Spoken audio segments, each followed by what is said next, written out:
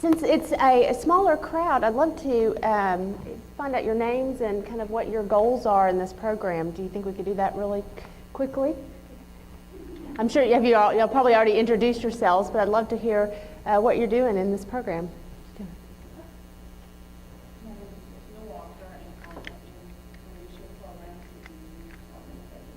Oh, good, good. Good morning.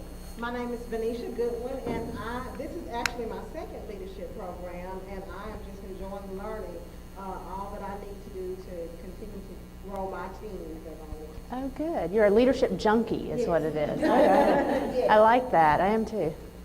Excuse me, my name is Martin Baldwin, and I'm here to learn to be more organized. Ah, very good. I'm Lillian Arnold, and I'm here to learn more about the leadership development. Good. You fight over it? Good morning, everyone. My name is Deshauna Collins, and I enrolled in this class to become a more effective leader. More effective. Good morning, my name is Tina, and I joined this day celebration as an event coordinator, and I am studying the leadership as Very good. And are y'all just bystanders back there? Okay. Groupies. Yeah. You're just groupies, leadership groupies. Hi, my name is Makisha Williams, and I'm in the program to be a more effective, and I need to learn how to be more organized. Okay. Y'all need to get together or get with somebody who is organized, yeah. Hello, I'm Anthony. I'm in the program to just be a leader, period. I need to, work my way. Good. Hi, I'm Dorothy Singleton, and I'm what all of you all said. The reason that. Okay, see there. But really, I'm in to learn to be effective, to learn to be organized, and to share what I've learned. Good. My name is LaSadie Collins, and I'm here to get a better work technique, where just learn what I want to learn. Like you said, I'm more a junkie. Leadership junkie. Good. You'll find that once you do this, as y'all are finding that doing this again and again and again, trying to find different strategies, that's what will happen. You'll get the leadership bug, and you'll want to get better and better and better at it. But the fact that you're here signifies some leadership achievement already and some potential. So do know that you already have that foundation. You're just going to build on it. And I know that curriculum that you have, the Time for Leadership workbook that you have is fabulous. It's got some really, really good, what I like about it is it's very succinct. It's very to the point information there. And what we're going to cover today is that creative and critical thinking, a little bit of goal setting and decision making as well. And then just kind of giving you an idea of what kinds of skills you can develop along the way that will help you be a really effective leader. You already started the day, it looks like, with a creative strategy. We're going to do a little bit more on that. So I want to share with you, first of all, a video. See how awake you are this morning. Y'all seem very awake, so we'll see.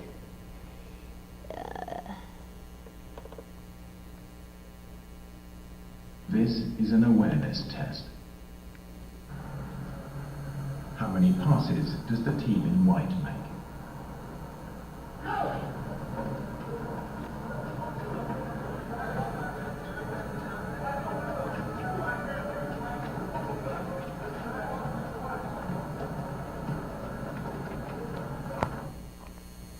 The answer is 13. But did you see the moonwalking bear?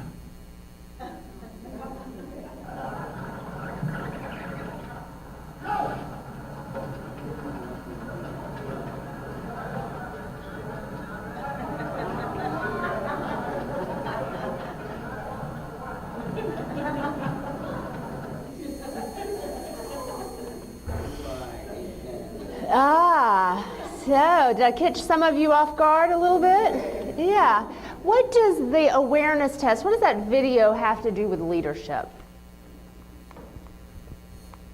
What does it have to do with leadership? Focus, yeah. Focus. Focus on what? Yeah, everything is a good way to say it.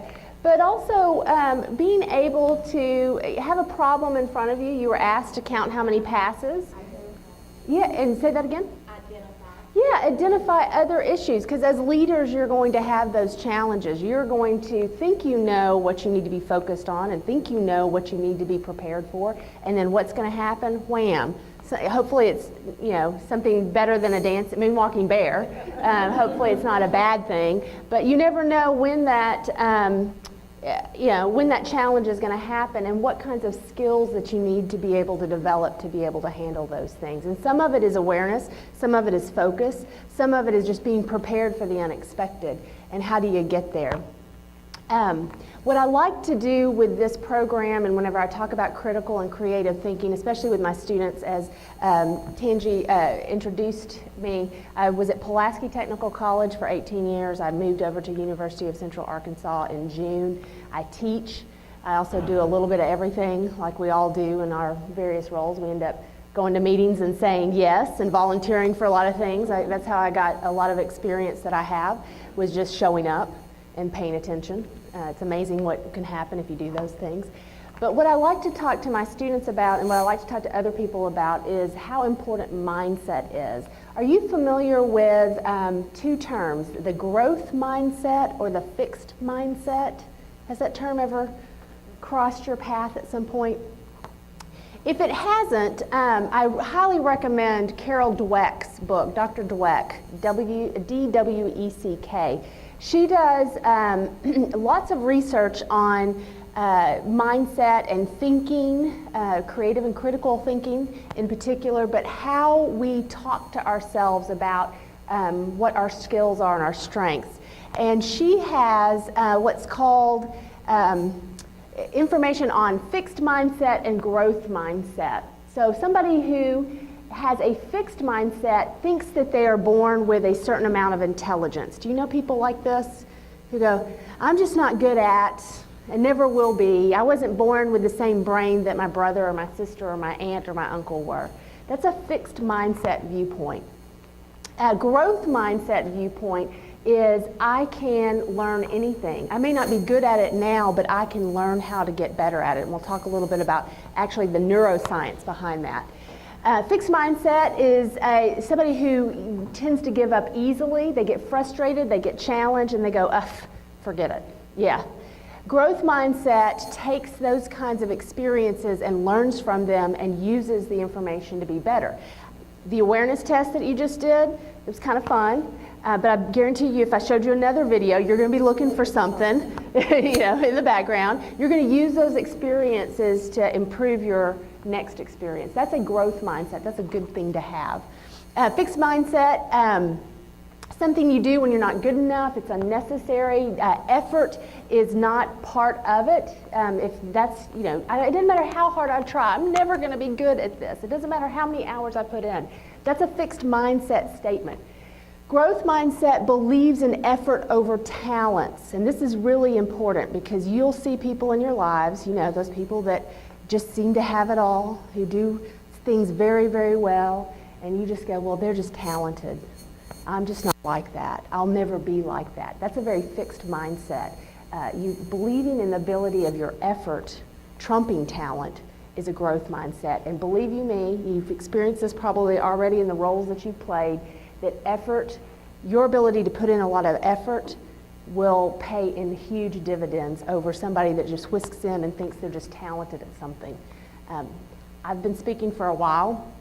One of the first times I really, really was nervous. I've always been kind of nervous, but whenever I was in high school, I used to stand behind the podium because my butt would shake so bad. I was afraid that, whenever I was like 16, 17, so the butt shaking has stopped, so I can get in front of people. But I believed in the growth mindset, that if I keep practicing this, eventually I'll stop sweating all the time. Eventually I'll be comfortable with it. But it wasn't until, it was almost 10 years ago, I was in Chicago. I'd been asked to speak, and I sat in on another person's session. and did not know he is a fabulous speaker. He's one of those people that, oh my God, women throw their underwear at kind of thing. And they were throwing stuff at him. And I was like, oh my God. So I sat in on his session because I was going to follow him after lunch. Never had really done it, thought I was fairly decent. Went back to my hotel room after lunch and was paralyzed with fear that I can't compete with him. He's talented. They're not gonna enjoy anything that I say after that. I mean, these women were laughing, they were jumping up and clapping and all this stuff, and I thought, oh my gosh, what a failure am I? I have a little pride, so I had already promised that I was going to speak, and so that was the only reason, because it was my mother in the back of my head going, you have to do what you say you're going to do. You can't disappoint people. And so I went on. I had maybe 6 people in the audience. He had a packed house. I did the best I could, and I thought, and they were fine with it. They enjoyed it.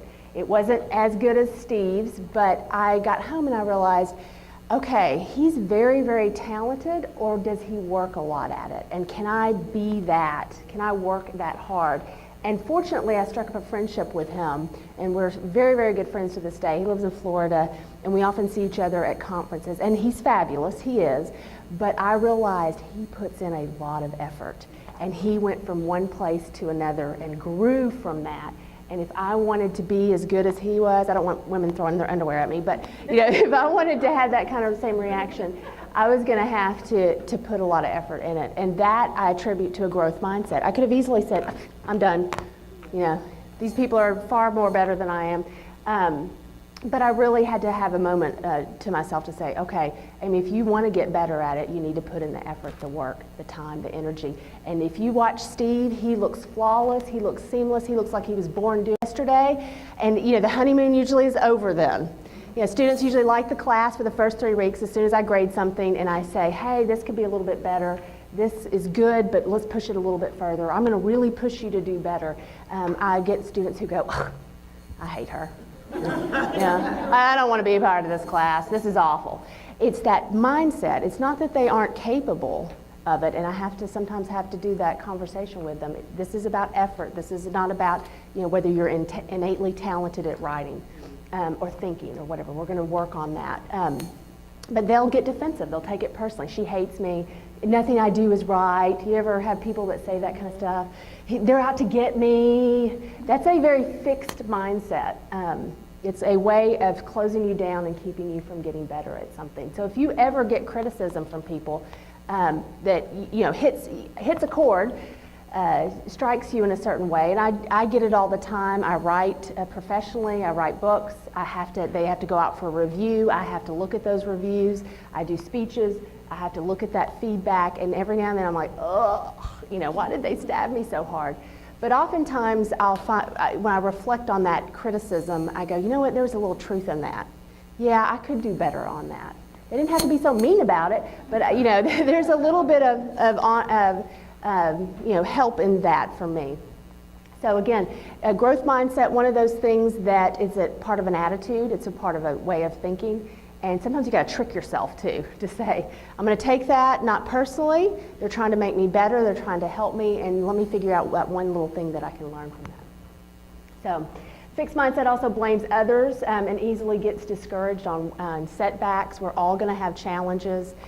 Your ability to bounce back from that is called resiliency. There's been a lot of research on grit, is what they call it, grit and resiliency.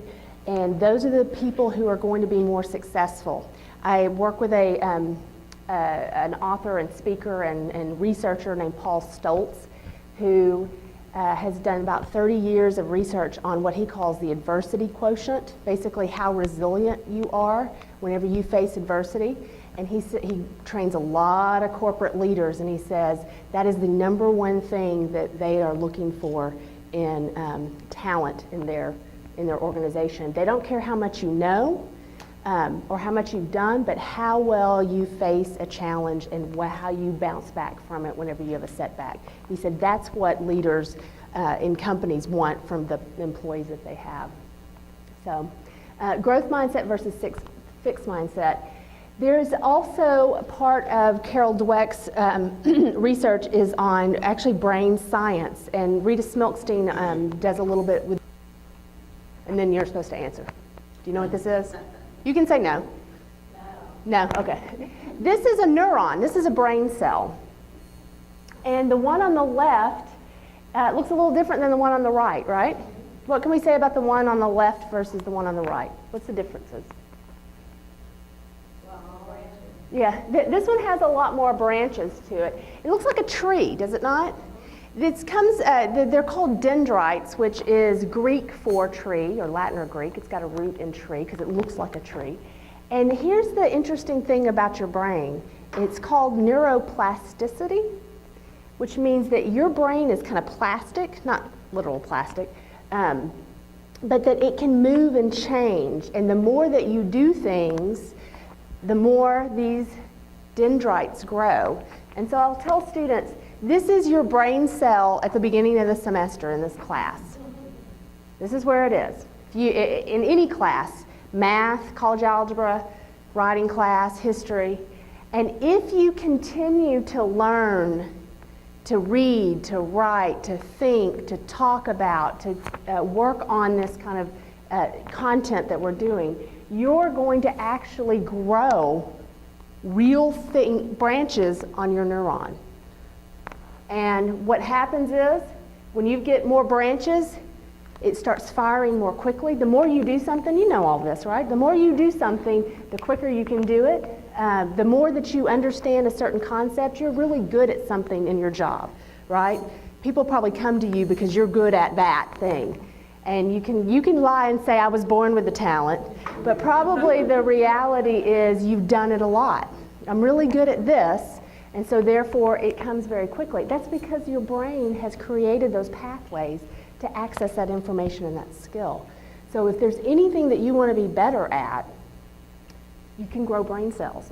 And the opposite is true. If there are things that you want to get rid of, like negative self-talk, I always tell students, if you are giving yourself negative self-talk and you're creating those brain cells and growing that, if you stop doing that, they'll shrink. You want to do the positive self-talk, grow that, and stop the negative, and then you'll stop having those pathways to that. It's really kind of cool, isn't it, that the brain works that way. So we're going to test out our brain today. I need 3 volunteers. 1, 2, 3. Okay. Okay. I'm going to give you just a limited amount of time. You're going to have 1 minute to talk to your teammate about your plan, to talk about it, to plan it out. You're going to get only 3 minutes to execute the plan. Okay? So 1 minute to talk. You're just talking. 3 minutes to execute the plan. And we're going to figure out which team is going to be the winner based on the fact that you are going to launch your airplanes from behind this table. So you got to be in line. If you need to be a little bit over here, that's fine. Let's just stay. And we're going to count how many hit the wall. Okay? Winning team, I don't know, get something. We'll figure something out. I'll go get you a banana out of the break room. So 1 minute to talk about your plan as to how you're going to do this, and 3 minutes to execute it. Are you ready? Okay. Go. Start talking. 1 minute.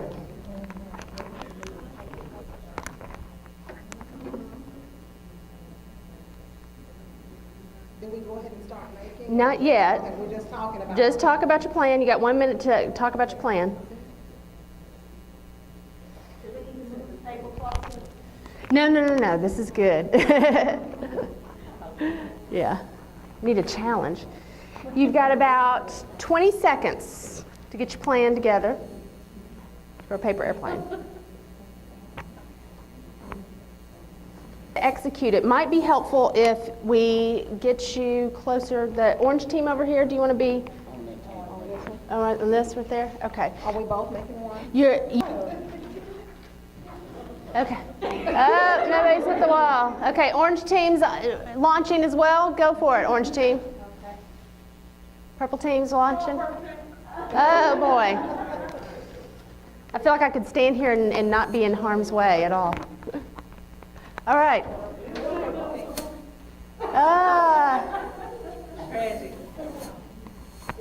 You got about 1 more minute. I'm not seeing any hit the wall yet.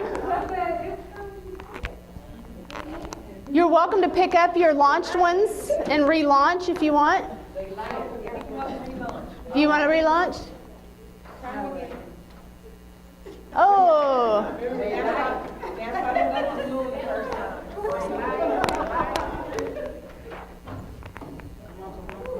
You got about 20 seconds. Come on, let's get a winning team.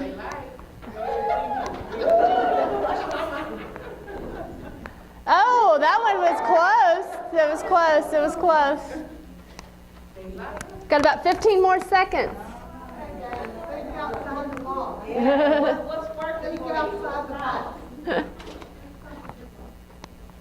All right. Oh. Okay. And time. Time. Oh, she got close. She got close. Oh, time's up. This one got really close. All right. Yeah. Okay, so let's see. If I did this, and I like. Would that have worked?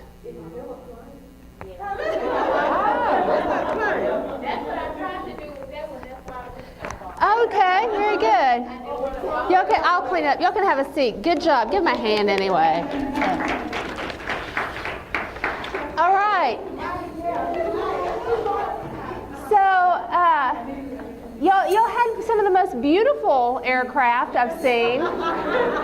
You spent a lot of time on the design, which is fabulous. So you know they have a decorative state of mind. Yes, they do. So, you were saying that yours was kind of bent, that one? Why did you do that? What made you think to do that? Okay.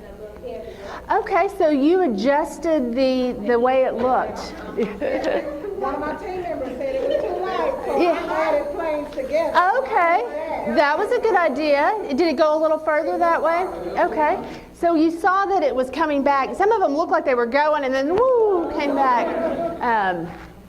So what kinds of strategies did you use to make some of those decisions? What were you evaluated some information, right? It was too light.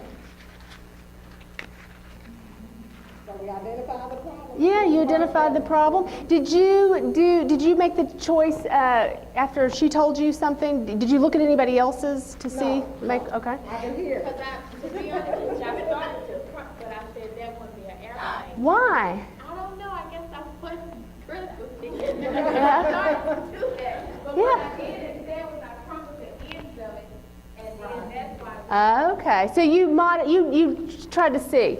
Sometimes I'll get groups that will get frustrated and they'll just wad it up and just throw it.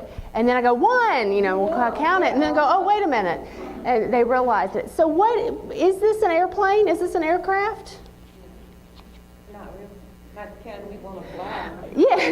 Yeah, well, if it gets from point A to point B without crashing, I'd fly on it, and if they serve decent food, I'd fly on it too.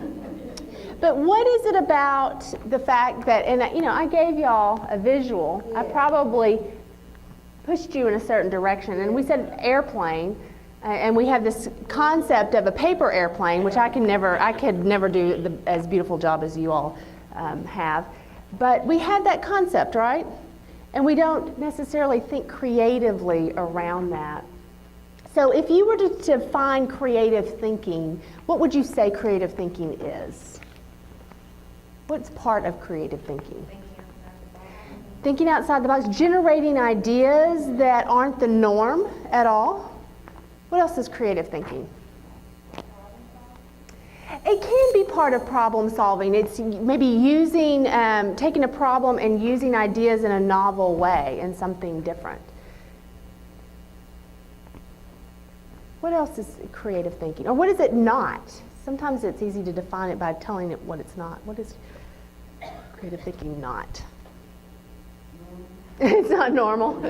For a lot of people, they feel like it's not normal. It's not part of their everyday lives. Do y'all consider yourselves creative thinkers? Raise your hand high if you think yourselves a creative thinker. Okay, a good majority of you. Not everybody, but a good majority of you. I'll ask my students, and very few of them will put their hands up because they don't think that they're very creative. And in fact, we are. We just sometimes don't think of that in that way. I always tell students that creative thinking is merely the generation of ideas. It's creating ideas. And it doesn't matter what they are. Whenever we do creative thinking exercises, I always tell them, you cannot judge what you're coming up with at all. That's critical thinking. You're just trying to generate as many ideas as possible. I was trying to help my son a couple weeks ago. He ran for treasurer. He lost, but in class. And he was trying to come up with a speech. And I said, well, let's just think creatively, do some brainstorming about all the great qualities you have. And I said, no judgment. There's no judgment. You can't do that. And so we were writing things down, and I was saying silly stuff. And he got mad, and he was like, we can't do that. And I go, no, we're just creative thinking. We're not judging yet. We'll cross that out. Yeah, of course you can't say that. You'll get knocked out of school for saying that. But we're just trying to get the ideas open and get your brain cells, getting those dendrites to connect to each other. So even little kids who we think of as creative, sometimes they forget that creative thinking is just kind of play in a way. There are 10 blocks to creative thinking. And this is often where people say, I'm not creative, so I can't possibly do this. And these are the things that you want to start avoiding if you want to develop the creative. Trying to find the one right answer. A lot of times whenever we're looking at problems and we're generating ideas, we think there's only one solution to it. And that can block your creative thinking. Logical thinking, thinking logically about how to solve a problem. If you've got a air conditioning that goes out at your house, logic says buy a new air conditioner, get that one repaired. Maybe there are some other things that you could do that would still solve the problem, but it's not necessarily logical. Some people are kind of scared to do that. Following rules. Now I had a rule. You had to stand behind this, right? And I gave you a certain amount of time, but it didn't keep you from getting closer. And maybe if you got closer and through it, you could kind of get an idea of what you needed to do when you moved back a little bit. So following rules is one of those blocks to creative thinking. Being practical. We often want to be practical. I sat in many meetings and sat in one yesterday where we were trying to creatively think outside the box, think big. I always say dream big, think big. And immediately what does somebody say? Well, that's not practical. We can't do that, And I was like, we'll get to that later. We just got to come up with some stuff because you'll never know what is going to work. Play is not work. We sometimes think that this kind of stuff is for fun, but it has no connection to what we need to be doing. I got to hire and fire people. I got to, make the meeting agenda. I've got to do all of this stuff, and we don't realize that these kinds of activities, these kinds of, the puzzle that we did earlier today, really do help us build great skills. We think it's just not practical at all. That's not my job. I'll let that person figure that out. Another way to block creative thinking. Being serious, not having a little fun with it. Avoiding ambiguity. Trying to make sure things are crystal clear as to what needs to be done. Ambiguity often leads to lots of creative thinking when you're not quite sure what you should be doing. Students do this all the time. Being wrong is bad. I don't want to say anything because then they'll think that it's wrong, and then I told a couple students this week, we were working in groups, and they said, we don't know how to do this, and you're about to put this on the wall, and then everybody's going to see that we made a mistake. And I said, did you ever play an instrument, play band? Anybody here?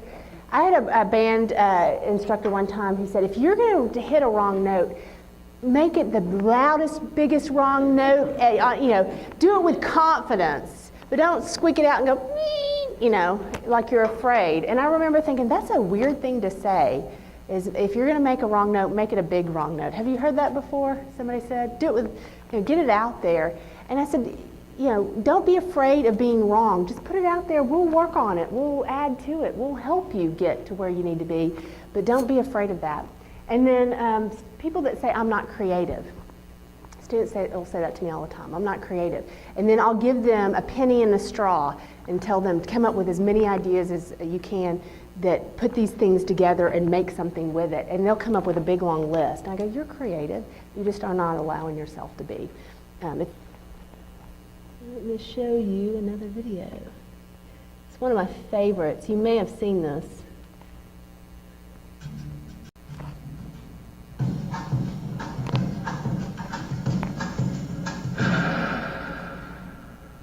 Oh, that's not good.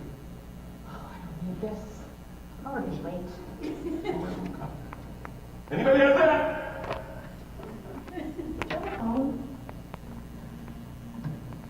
No. Sorry. Somebody! Hello? There are two people stuck on an escalator and we need help. Now, would somebody please do something?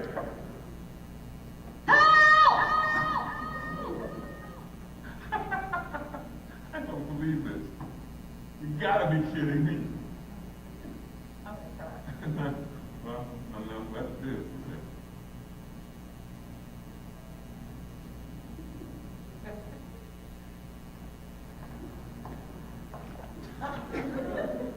Hello?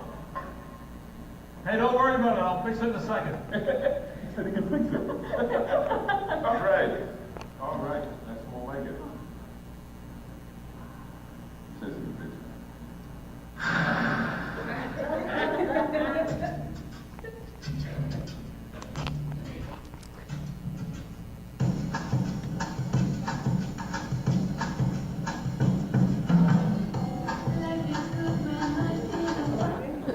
So they're both sit. So what does this have? I know, he's sitting down too. I show this to students all the time, and faculty whenever I talk to them. What does this have to do with critical thinking? What does that video? Yes, ma'am. I mean, they can think to just go upstairs. Yeah. Common sense, yeah. They're so used to, or we often get used to things working in a certain way that when we don't, we kind of get paralyzed. Yeah, I can't.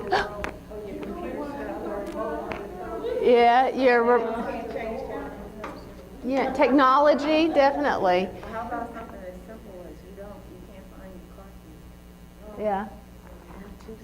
Yeah. Thinking a little bit differently. When I show this to students, I've shown it to my first year students, my first time entering students that are kind of nervous, and I show it early on, and they start yelling, walk up the stairs. I'm like, they can't hear you. Yeah, they just can't believe that these people that have, two good legs cannot get up those stairs or think that way. And then when I show it to students who've been around in college for a couple of semesters, they think it's kind of funny. And they go, this really resonates with me, because there's often times that I'm in a situation where I'm used to things working the way they are, and I get kind of paralyzed in terms of my own thinking and realizing that I have the ability to make it up those stairs or make it through that challenge. And that's what I love about that video, is that it's a good reminder. It's funny and fun to watch, but it's a good reminder that oftentimes we get stuck and we forget that we have our own, critical thinking skills and our creative thinking skills to make it happen. Sometimes it's very easy. Have any of y'all had a problem that you got to solve, or there's something you got to do, and you just stew about it and you spend hours and hours going, I don't want to do it, and I don't know how to do it, and then when you finally, it's the deadline and you got to get it done, you go, oh my God, that was so easy. Why did I wait that long? We get kind of stuck in our own mental state. That's why I think mindset is so important, that we have to be able to break down those, hopefully get rid of those dendrites that have been building up that we can't do something. Okay. Yeah, we're going to move you all to come up here in just a minute. I'll tell you what I want you to do. And since it is a smaller group, y'all are going to have less time to do it in. So what I'm going to have you do is everybody is going to stand on the dirty bed sheet. Yes, I know. Sorry. It's in the back of my car. You're going to stand on the sheet, and you are going to have only a couple of minutes to turn the sheet to 180 degrees. Okay, so it's going this way. We'll have to kind of stuff it under there to get it to work. And also then flip it over. You'll want to flip it over so that whatever side's on the bottom will come up to the top. Doesn't matter which order you do that in. But here's my rule. You're going to start on the sheet. Everybody's going to stand on the sheet. And there's no stepping off with your feet, okay? So none of this, flipping, kind of stuff, okay? You'll need to end on the sheet as well. Does that make sense? Yeah? But you only have, what should we give them? 3 minutes? 3 minutes to do it. Everybody's standing on the sheet. Okay, so stand up. Come on. Come on.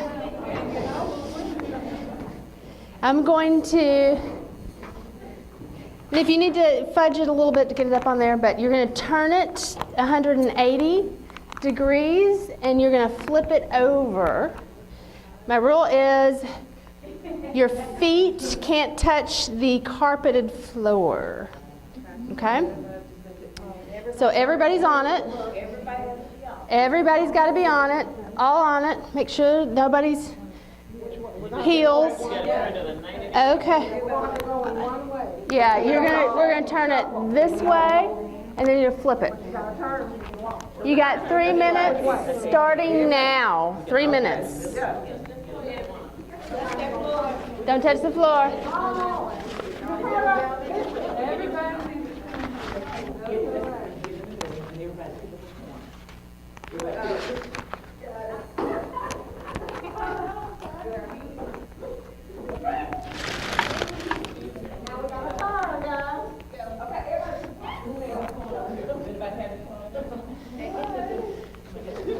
You got 2.5 minutes.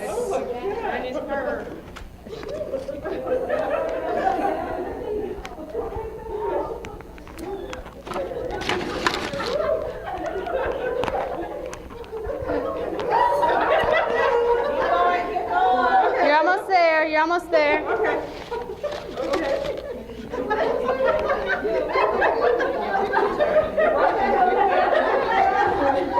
Oh boy, oh boy. Okay, looks like you got it turned. Looks like you got it turned. I'll help you get it. Now you got to turn it over. Turn it over. Oh boy. Okay. Can't get on the carpet. Can't get on the carpet. No feet on the carpet. No feet on the carpet.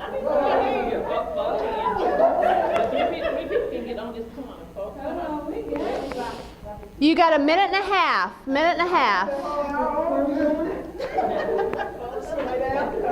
Watch your heels. Watch your heels. Up, I see a foot on the carpet. Better get that foot off the carpet.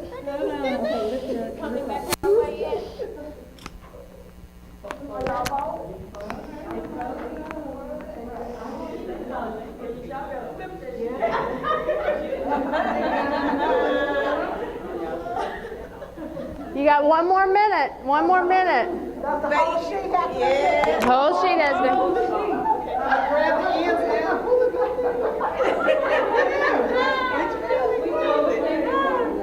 Looks like you're almost there. Almost there.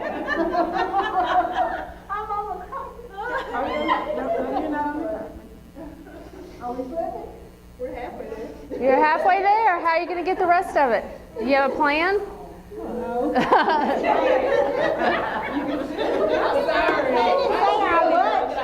She didn't say a button. Yeah, I didn't. I just said no feet. No feet on the carpet. No feet on the carpet. But you're no feet on the carpet. You've got 10 seconds. 10 seconds.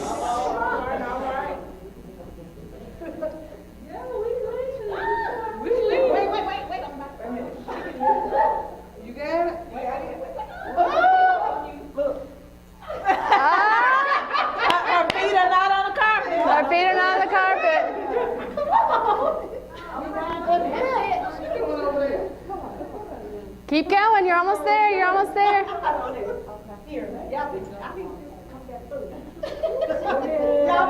You get a picture of that.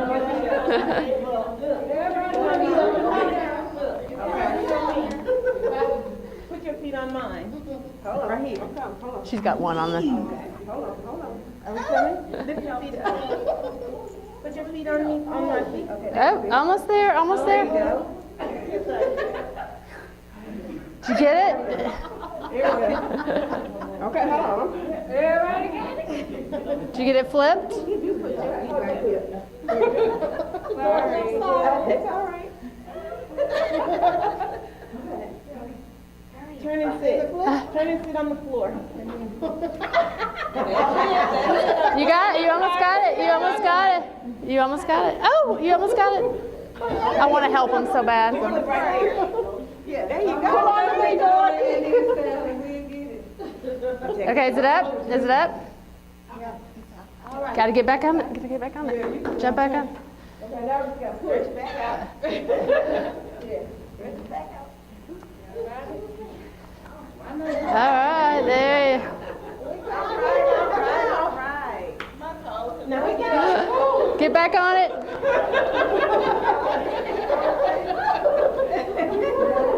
Everybody on? Yep. And good job. Yay!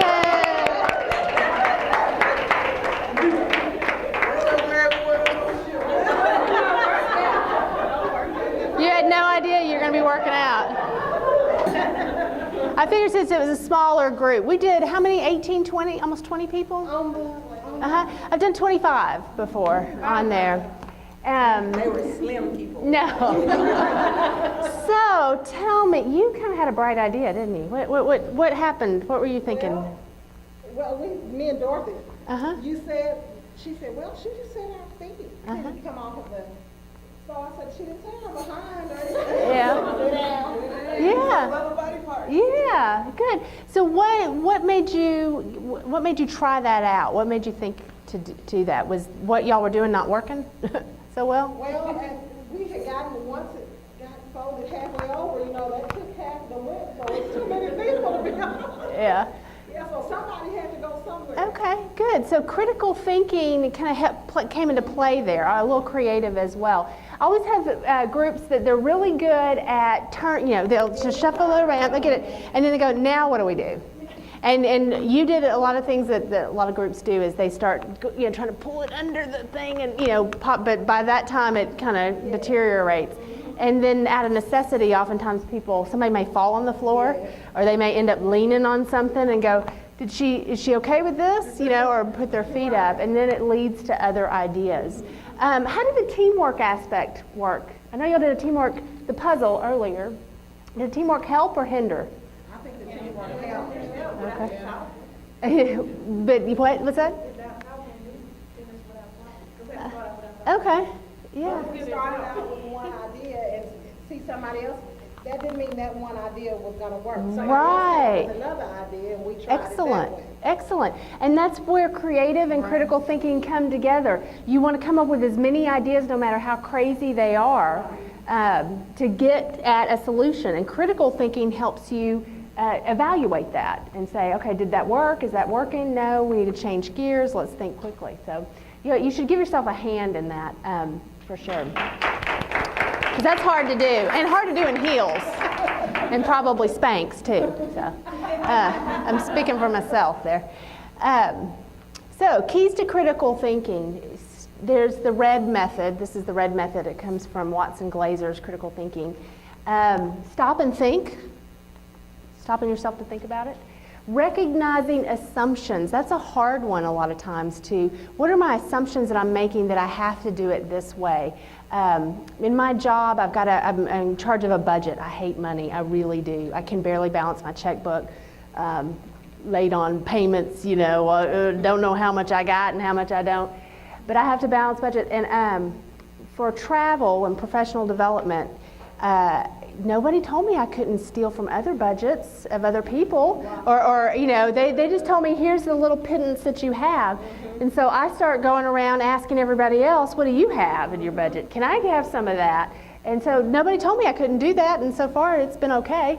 But it was one of those creative and critical thinkings, recognizing the assumption that even though this was my little pot of money, didn't mean I could collaborate with another group and then we could all benefit from something. That's where those assumptions can come into play, that you can only do it one way. That on the sheet as well, draw conclusions and plan of action. So my question to you is, what assumptions did you make during the activity? What did you assume you had to do? Were there any assumptions there? Did you assume that you had to stand the whole time? Oh, yes. Okay. Yeah? Okay. What other assumptions did you make? Yeah. Keep your feet on the floor. I said feet can't touch the carpet. Feet can't touch the carpet. So you turn that into, I have to be standing all the time. Okay. Good. What information did you evaluate? Exactly what you said. Okay. That information that you said, you can't touch the carpet. Yeah. You had to go back to that. Go back to that. Definitely.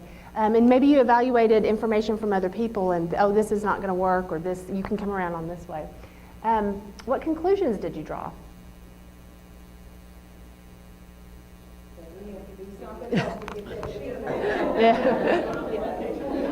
Yeah. Yeah.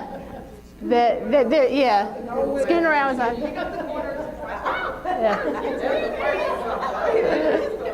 What'd you say?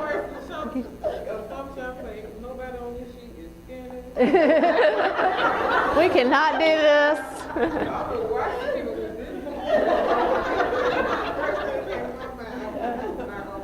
What is she thinking? Yeah. But you did it. You did it. You did it. Mind over matter. I heard Rhonda say, pick them corners up. I said, okay. We can do this. And then your plan of action was, what actually did you do to make it work?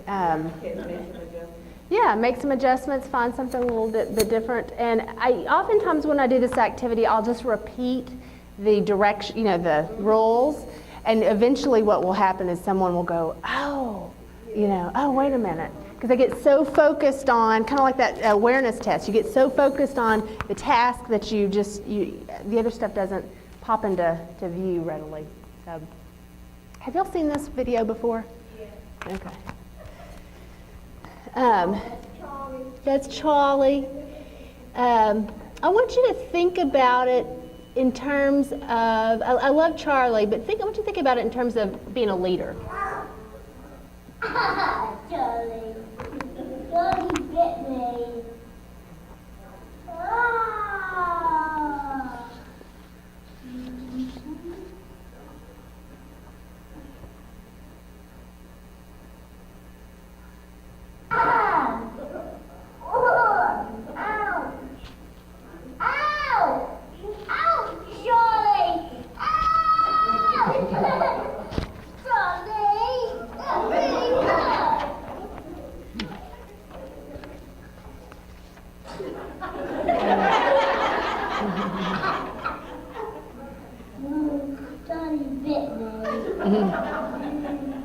And that really hurt, and it still hurting.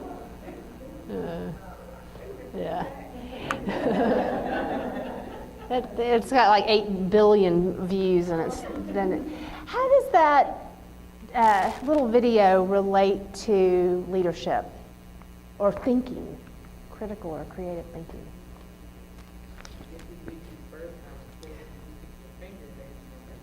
Yeah, how does that relate to things that you might have to do in your role? Yeah. So what do good leaders do? Do they do the same thing over and over again when it doesn't work? Yeah, they find ways to do things differently. I use this a lot with my students because especially those that are coming straight out of high school, they think, well, I studied this way and it was successful. They try it in college, it's not successful, and they just do more of the same, thinking eventually they'll hit it. And I go, no, we got to think differently in a way. And sometimes we get stuck in the mode of, well, it never worked. I always got tired of people that I worked with who would say, we tried that before and it didn't work.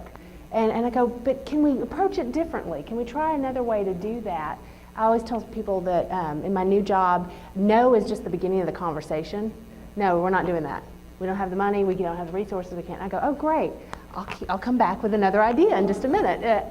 So we often get stuck in that mindset of trying things a certain way. And you proved it here. You didn't keep pushing at, trying to figure out how to magically make everybody jump up. That could have been an idea. And turn it over, but you kept trying to approach it in a different way. And that's, I guess, a good reminder that as good leaders, you want to do those kinds of things. I have an activity. I've got 3 sheets that were handed out to you, and the first one should say stop, keep, start. And I tell students when we watch this video, or I tell faculty and staff whenever I do training, is I want you to create a list of things that you're going to stop doing. What are you going to stop doing? What are you going to keep doing that's working? And what are you going to start doing? I did this with my faculty this fall at our first meeting. I gave them cards. I gave them colored cards. And I said, tell me what you want to start doing. Tell me what you want to keep doing, what you want to stop doing. So I want you to think about, maybe you want to stop listening to those who say you can't do something. You're definitely going to take that dendrite brain cell and let it shrink a little bit and grow the one that says that you can. Definitely. And if you're not doing it now, but you want to start doing it, making significant connections in my new role. So I'm going to not listen to those people that say I can't. I'm going to keep those that are supportive, and then I'm going to seek out others that can connect with me. I want you to give you just a minute or two to just jot down some things that you may be thinking. Yes, did she have that? Have you had Dr. Smith? What I love about this quote is that, kind of going back to the beginning of mindset and growth mindset versus fixed mindset, I've come to this fairly late in life. I've realized the life you want to have, you have the ability to create. And anytime that we use negative self-talk, or we use things that are not really adding to your energy, adding to your goals, you're actually taking steps away from that. You're creating the life you want, you're not getting to your goals. That's the life you want.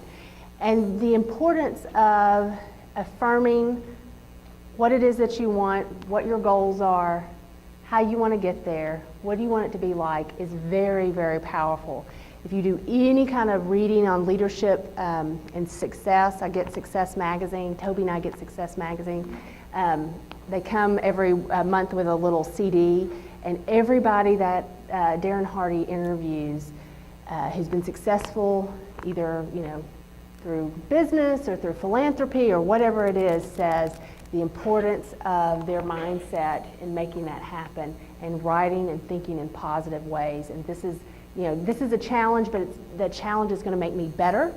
This is a low point in my life, but that low point is going to then build me or push me in the right direction. Every door that's closed means another one opens up, and it's the path that I need to take. But that's a skill, and it's hard to do sometimes. And it's something that I've had to practice over time. And one of the things that I like doing is, and this is your middle page, Change Your Mindset for Success, is think about all of those roadblock statements that we make. And I do it all the time. It's hard to get rid of this habit if you have it. I do it with students as well, because what do? They'll come in and they'll say, well, my professor just doesn't like me. That class is boring. And I always try to get them to rephrase that in a positive way. So if there are things that you say to yourself or to other people about yourself or about other people, is there a way that you can rephrase it in a statement for success, changing your mindset in that? So if you say, you have to do something at work and you feel like it's a waste of time, it's really worthless, what is it that you can learn from that? Sometimes it's just patience. Sometimes it's just humility is the lesson in that. If there's someone that annoys you, or be quiet in a meeting or whatever, maybe you're learning how to deal effectively with different personalities. Or maybe you're learning how to advocate for yourself in an assertive but not aggressive way. I always think of those people. At night, I try to say a prayer for those people that drive me crazy. Like, thank you for coming into my life because you're teaching me all kinds of valuable lessons. Don't know what they are yet, but I'm sure that they'll reveal themselves to me. Like, not murdering people, or learning how to live in harmony with other people. But it's a great practice if you don't already do it, and I bet you do it on some level. But it's good to do it every day to say, what are those things that challenge me today, and how can I rethink them or rephrase them in a way that adds a positive spin that helps me build on success. I shared this with the other leadership class. Many years ago, not that many, but it seems like it, I had realized that I was saying a lot of negative things about myself and about other people. And can you imagine what my life was like? It was coming back on me, 10 times over.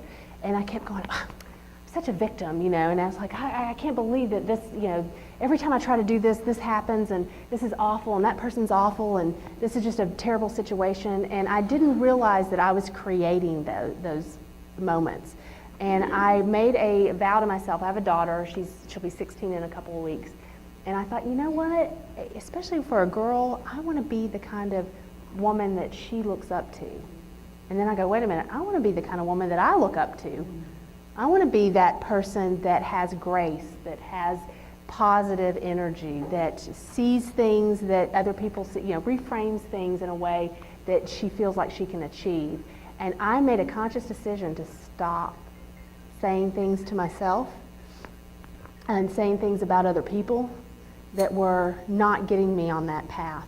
And that's a hard thing to do if you're a chronic complainer like I am. I come from a family of chronic complainers. Everything's bad. Everybody's dumb. Traffic's bad. Weather's bad. I was driving down here in pouring rain, and I was like, this is so lovely. This is what I said, because I hate driving in bad weather because it scares me. I go, this is giving me skills and confidence to drive in bad weather, because we're going to have a lot of bad weather this winter, and this is just I seriously did that. I thought, I'm just going to learn to breathe, just back off the 18-wheelers and learn to drive with confidence.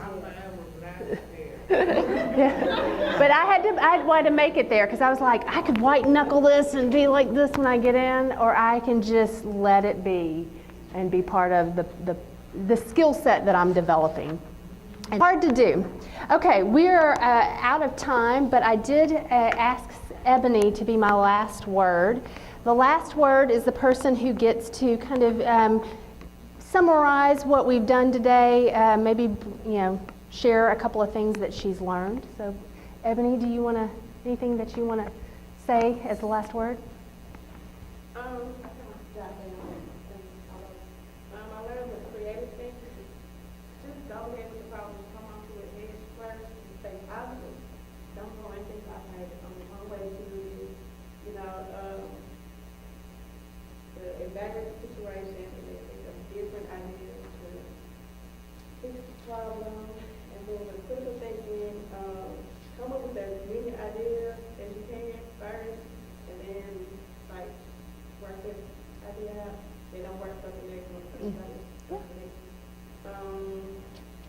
Brainstorm with critical thinking, and then I want to set goals, do the action tree.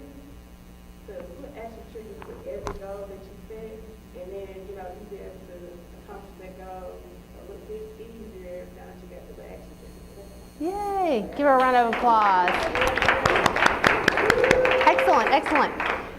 I told Ebony there was a gift for being my last word, so I'm giving you Carol Dweck's Mindset, which is a fabulous book. So thank you. I know we're out of time. I've got a little contact information if you ever need anything. Please feel free to email me or come find me. I'd be more than happy to help in any way, shape, or form. I will email my PowerPoints and my handouts. I did not do that to Toby, but I will. Is Toby still the person to send it to, and he can send it to everybody? Okay, if y'all want anything.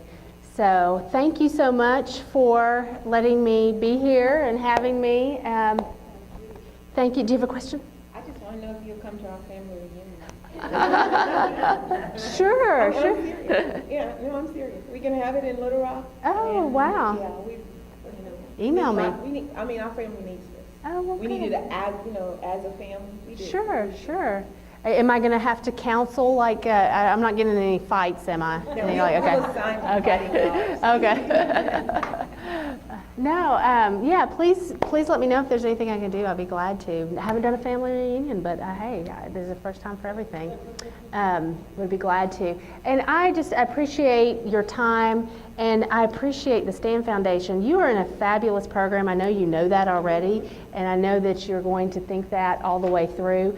I've gone through programs similar to this. I know that they are the utmost professionals in terms of the kinds of things that y'all are doing and the information you're getting, and it is such a wonderful experience. So I envy you. I might get in the next class to be my leadership junkie, get my fix. So just enjoy every moment of it, and you will realize that the bonds you make here and the people that you meet, you're going to see as you move on up and continue to grow. So thank you so much. Have a fabulous rest of the afternoon. Have fun driving home in the rain.